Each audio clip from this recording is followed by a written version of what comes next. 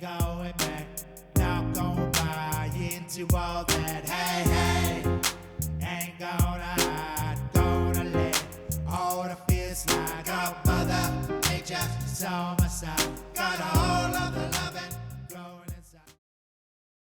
Hello, everyone. Welcome again to the Odyssey of Truth. I'm here once again with my good friend Campbell.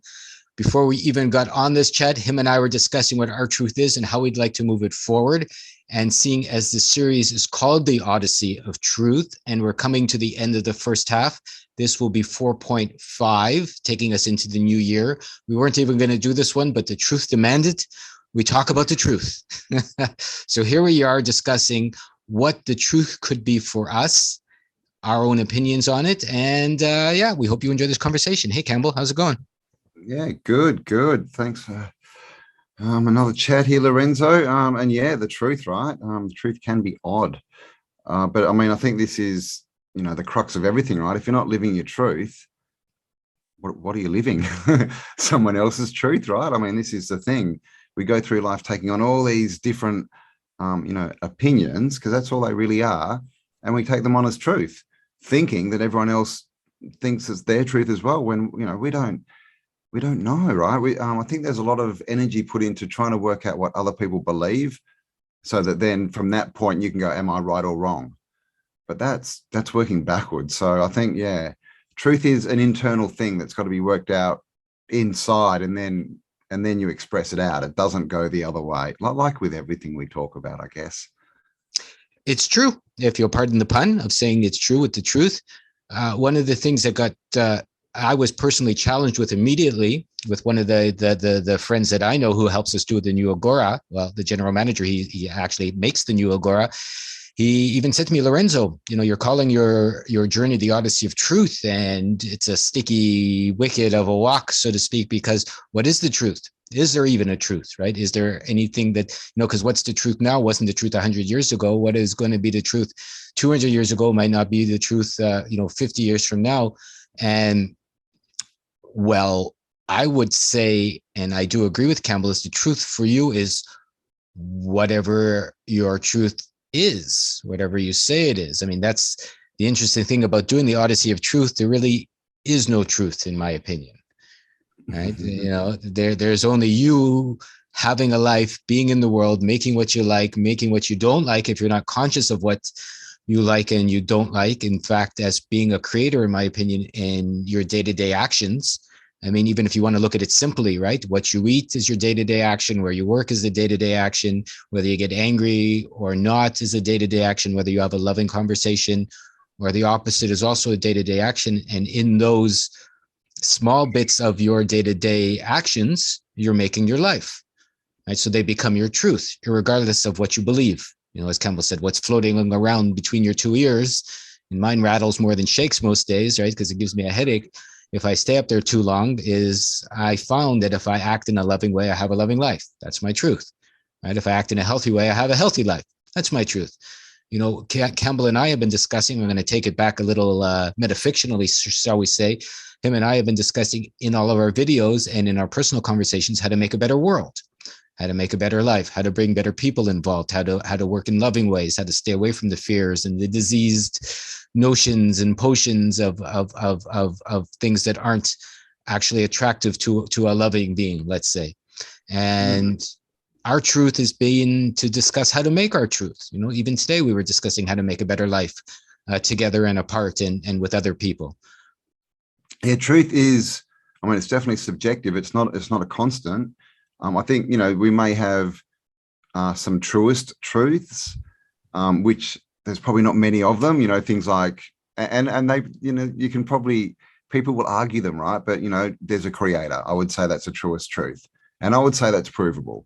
People may argue that. And then you have truest truths, which, can they be changed, right? Like if you fall over and hit your head into a rock, you're going to hurt yourself. But is that really a truest truth? Are there people that can do that and not get hurt, that can, change their frequency or whatever? Because we all know people who, have broken their back and they're told you will never walk again. And in a year, they're up running around, right? So we've got all these truths. And the thing about a truth is it really the more you believe it, the more true it becomes for you, because this is all to do again with our mind and the program and the ego, right? The ego loves to be right. It loves to say, that's true. Yep, I'm right. Look at me. I'm so smart. I'm so good.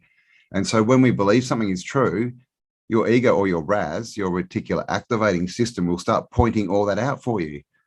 Yep, right. So if you're like, oh, it's such an abundant world, you'll be walking down the road and you'll only focus in on the people that are happy and the food store that's full of food, and you won't see, you know, the homeless man in the gutter kind of thing, because you're focused in on abundance. And the same if you're focused in on the world is crap. And so through this, we create our truth, and then we start believing that it's actually true when it's not. All it is, it's just an opinion and a movie. That what it is, it's a habit. It's something that you do so often that it's a habit, and so it's a reaction instead of an action. So I think the first part about truth is, it's definitely figuring out what is your truth. And I think that's got a lot to do with where's your line. Because, you know, some people go, oh, yeah, this is the truth, and I do this and I do that. But you put them in that situation and they suddenly, oh, that's not really true. I'm going to change my mind. So where we are at the moment is a good, example. There's some people and their truth is, I'm created sovereign, I'm created perfect. There is no way in the world that anything is entering my body that I don't want to. And literally there are people, and that's the decision, and they will fight to the death for that. And that is truest truth. That's a truth. That's something that you'll, you know, for you. But of course it's not a truest truth, because there's other people who walk past and go, you're an idiot, man. Don't you trust the government? So for them, it's not a truth. So we've just got to decide what are the truths that we have, and are they real? So I think, you know, the last thing I want to be is a hypocrite. I don't like hypocrites, and that's the last thing I would ever want to be. Someone running around going, "This is my truth, and I do this, and I stand for that," and then put me in a situation and I'm someone different. You know, so we've got to figure out who we are. What's your truth, and is it real? Are you going to stand and fight for that truth? Because if you're not, it's not a truth. Can't make me lie to my heart. No one tells me where I should start. Freedom first is what I say.